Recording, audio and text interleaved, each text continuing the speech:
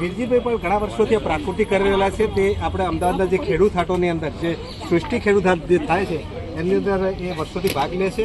અને અહીંયા પાલનપુરની અંદર આજે ઉદ્ઘાટન કર્યું છે એમાં પણ એ પોતે ભાગ લીધો છે.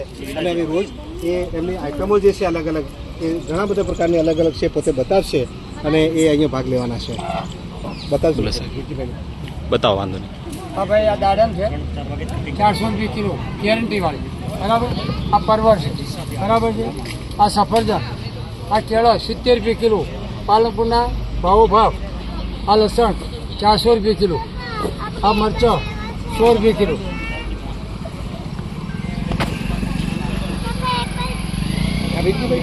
હા બધું વીરજીભાઈ.